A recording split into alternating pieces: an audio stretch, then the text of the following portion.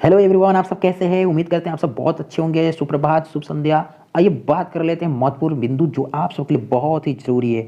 चलिए यहाँ पर देख पा रहे हैं ना, चीन विचार। इस चीन विचार पर जो हम लोग क्या कर लेते हैं, विचार ही कर लेते हैं। आइए देखिए एक एक करके ये क्या चीज़ होता है। ठीक है, चलिए यहाँ पर देख पा रहे हैं चीन या संकेत, ये क्या चीज़ होता है। जब किसी वाक्य को लिखते समय या क्या है ना, पढ़ते समय चीन पर विचार करते हैं, ठीक है ना, उसे ही चीन विचार कहते हैं। ठीक है, क्या देखते हैं, जैसे कि राम श्याम अमन आएगा। ठीक है ना, वाह कितना सुंदर है। इसमें आपको देख पा रहे हैं ना, यहाँ पर कुछ क्या नहीं, रेड कलर से आपको अंडरलाइन किया हुआ चीज दिख रहा है। और रेड कलर भी अंडरलाइन है, तो ये क्यों है, इसको कैसे किया गया है, क्या है। आइए इसको एक एक करके बात कर लेते हैं और देख लेते हैं। सबसे पहले मैंने चैनल को सब्सक्राइब नहीं किया है तो मैंने मेरे चैनल को सब्सक्राइब कर बेल आइकन को पुश कर दे, ताकि कोई भी वीडियो आप तक पहुंच सके। ये इजीली तरीके से होती है, आप कर ही सकते हैं। आइए एक एक करके देखते हैं। ठीक है, यहाँ पर देख पा रहे हैं सबसे प्रथम क्या है ना, अल्प विराम जिसको कहते हैं कोमा। ठीक है ना, यहाँ पर चिन्ह दिखाई दे रहा है ना, थोड़ी देर ठहराओ कहीं पर किसी वाक्य में। ठीक है ना, थोड़ी देर के लिए ठहरा हो। ठीक है ना, यहाँ पर देख पा रहे हैं कुछ यहाँ पर विराम। विराम मतलब क्या होता है, इसको देखेंगे थोड़ा सा। ठीक है ना, विराम का मतलब होता है ठहराओ। क्या होता है, ठहराओ।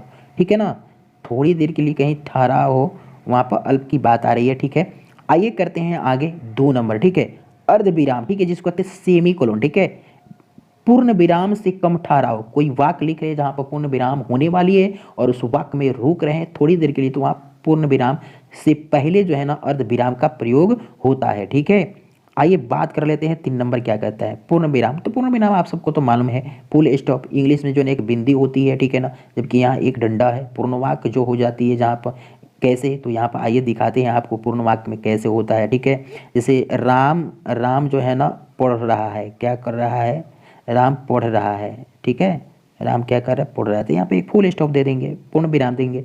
तो इस प्रकार से इसका उपयोग करते हैं। ठीक है, 4 नंबर क्या है, उप विराम, जिसको कहते हैं क्लोन। ठीक है, किसी अपूर्ण विषय को बताने में। ठीक है ना, किसी अपूर्ण विषय को बताने में इसको जो है ना करते हैं। जैसे कोई वाक्य लिख रहे हैं, वो पूरा नहीं है और बीच में रुक रहे हैं, तो वहाँ पर वह 2 ही बिंदु जो है ना प्रयोग करते हैं। आइए बात करते हैं 5वें नंबर, विस्मयादि बोधक चिन्ह, जिसको कहते हैं इंटरजेक्शन। ठीक है, यहाँ पर देख पा रहे एक डंडा और एक बिंदी। ये क्या लगता है कि हर्ष, सुख और उल्लास जहाँ पर जो है ना दिखानी है, वहाँ पर ये लगाते हैं। ठीक है, जैसे कि वाह। ठीक है ना, वाह कितना सुंदर बनाया, कितना सुंदर बनाया, इस प्रकार से हम बात कर रहे हैं। तो यहाँ पर वाह, वाह क्या देख पा रहे हैं ना, वाह। तो वाह में एक विस्मयादि चिन्ह का जो है ना प्रयोग हुआ है यहाँ पर। ठीक है, आइए बात करते हैं जैसे कि हाय, इसे चोट ही तो लग गया। तो हाय कहीं पाए तो वहाँ पर क्या होगा, विस्मयादि बोधक चिन्ह आएगा। इस प्रकार से जो है ना हम बात करते हैं। ठीक है, आइए कर लेते हैं 6 नंबर की बात। क्या है, प्रश्नवाचक, जिसको कहते हैं क्वेश्चन मार्क। यहाँ पर चिन्ह दिखाई दे रहा है। प्रश्न करने का जहां बोध हो वहां पर क्या लगेगा, तो प्रश्नवाचक चिन्ह लगेगा। ठीक है, क्वेश्चन मार्क लगेगा। जैसे कौन, कैसे, क्या वाक्य में जब दिया हो तो समझ लीजिए वहां पर क्या लगा देंगे, तो वहां पर लगा देंगे ये क्वेश्चन मार्क। ठीक है, आइए देख लेते हैं 7 नंबर। ठीक है, 7 नंबर में क्या है, ठीक है, कोष्टक, जिसको कहते हैं ब्रैकेट। यानी वाक्य में कठिन शब्द के अर्थ स्पष्ट करने के लिए ये क्या करते हैं, लगाते हैं कठिन जो शब्द है। ठीक है ना, उसको जैसे यहाँ पर लिख देते हैं अमृत। ठीक है, और अमृत को जो है ना दर्शाने के लिए यहाँ पर क्या लिख सकते हैं, ठीक है ना, अमृत को लिख सकते हैं पीयूष। क्या लिख सकते हैं, पीयूष। ठीक है, तो यहाँ पर इसको दर्शाने के लिए दूसरे शब्द का इस्तेमाल कर रहे हैं, तो कोष्टक में करेंगे। ठीक है, तो इस प्रकार से कर सकते हैं। ठीक है, आइए बात कर रहे हैं 8वें नंबर, जिसको कहते हैं योजक चिन्ह, हाइफन कहते हैं। यहाँ पर देख पा रहे हैं जहाँ एवं और तथा लोप, वहाँ पर क्या लगाते हैं, लोप चिन्ह, योजक चिन्ह लगाते हैं, सॉरी योजक चिन्ह लगाते हैं। ठीक है, क्या करते हैं, योजक चिन्ह लगाते हैं। ठीक है, वो कैसे, जैसे कि लिख सकते हैं ना हम माता पिता। क्या लिख सकते हैं, माता पिता, माता पिता। तो यहाँ पर देखिए दोनों के बीच में क्या लगा हुआ है, योजक चिन्ह। इसको हटाएंगे तो क्या हो जाएगा, यहाँ पर हो जाएगा और। ठीक है, यहाँ पर क्या लिख सकते हैं, और यहाँ पर लिख सकते हैं एवं, यहाँ पर लिख सकते हैं तथा, यानी माता तथा पिता, माता और पिता, माता एवं पिता। ठीक है, तो इस प्रकार से वहाँ पर हम लगाते हैं। ठीक है, आइए 9 नंबर की बात कर लेते हैं, अवतरण या उद्धरण चिन्ह। ठीक है, यहाँ पर देख रहे हैं दो दो जो है ना कोमा ऊपर दिखाई दे रहा है, तो वाक्य में जो है ना मुख्य भाव को दर्शाने के लिए इसका प्रयोग करते हैं। ठीक है, किसी मुख्य भाव को दर्शाया जा रहा है, ठीक है, तो वहाँ पर ये लगाते हैं, या लेखक जो होते हैं, ठीक है ना, अथर होते हैं, उनके नाम में ये लगाते हैं। ठीक है, आइए बात करते हैं 10 नंबर। ठीक है, लाघव चिन्ह। ठीक है ना, यहाँ पर देख पा रहे हैं ना, एक शून्य होती है, जब किसी नाम किसी जगह को शॉर्ट फॉर्म में लिखना होता है, किसी नाम का शॉर्ट फॉर्म लिखा जाता है, उसमें इसका प्रयोग करते हैं। जैसे कि आप सब बहुत देखे होंगे कि डॉक्टर, ठीक है ना, इस प्रकार से प्रोफेसर, ठीक है ना, तो इस प्रकार से बहुत सारे ऐसे नाम होते हैं जहाँ पर क्या लगाते हैं, शब्द होते हैं जहाँ पर क्या लगाते हैं, लाघव चिन्ह का प्रयोग करते हैं।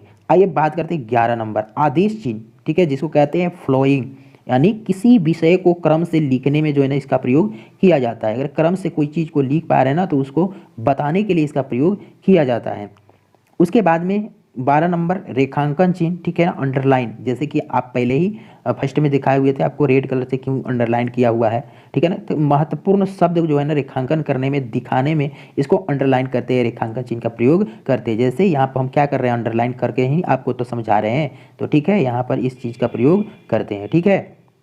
13 नंबर क्या है, लूप चिन्ह, जिसको कहते हैं ओमिशन, ठीक है, कुछ शब्द छिपाने के लिए, जैसे कि रिक्ति, क्वेश्चन जो होता है ना रिक्ति वाले, रिक्त स्थान वाले, उसमें क्या करते हैं, रिक्त कर देते हैं और बाकी वाक्य यहाँ पर लिखा हुआ होता है, आपको ढूंढना होता है, तो वहाँ पर रिक्ति जैसे चिन्ह का प्रयोग करते हैं। जैसे, ठीक है ना, यहाँ पर लिख देंगे भारत का राजधानी, जैसे क्या लिखेंगे, भारत की राजधानी, ठीक है, राजधानी, ठीक है ना, क्या लगा देंगे यहाँ पर, लूप चिन्ह लगा देंगे और लिख देंगे है। तो वहाँ पर क्या करेगा, कोई बच्चा देखेगा तो उसका आंसर लिखेगा, क्या नहीं, भारत की राजधानी कहाँ है, तो नई दिल्ली, ठीक है, क्या नई दिल्ली, इसका आंसर ऐसे लिखेगा, ठीक है। आइए बात करते हैं आगे, ठीक है ना, 14 नंबर त्रुटि या विस्मरण चिन्ह, जिसको कहते हैं ना, अबलिविजन इसको कहते हैं। देखिए यहाँ पर देख पा रहे हैं ना, ठीक है, आप इस चीज़ को कि यहाँ पर इसका चिन्ह दिखाई दे रहा है, यानी वाक्य के बीच जो है ना, क्या यहाँ पर दिख पा रहे हैं ना, वाक्य के बीच जो है ना त्रुटि में इसका प्रयोग करते हैं। अगर कोई चीज़ लिख रहे हैं और उस बीच में त्रुटि हो गया तो वहाँ पर क्या ना, हम ऐसे करके उसको क्या ना, ये त्रुटि चिन्ह डालकर ऊपर लिख देते हैं, ठीक है, आप समझ जाते हैं उसको, ठीक है। फिर आगे बात कर लेते हैं 15 नंबर की बराबर या तुल्यता चिन्ह। देखिए यहाँ पर बराबर या तुल्यता चिन्ह देख पा रहे हैं ना, तो ये क्या करते हैं, किसी चीज़ को जो है ना तुलना करने में, ठीक है, तुलना करने में, बराबरी करने में इसका प्रयोग करते हैं, ठीक है। तो उम्मीद करते हैं आप सब समझ गए होंगे और बहुत इजी तरीके से जो ना आपको बहुत सारी चीज़ों को मैं आपको क्लियर कर दूंगा, ठीक है। आप मेरे साथ बने रहिएगा, ठीक है ना। और आइए फिर से मिलते हैं नेक्स्ट वीडियो में, तब तक के लिए।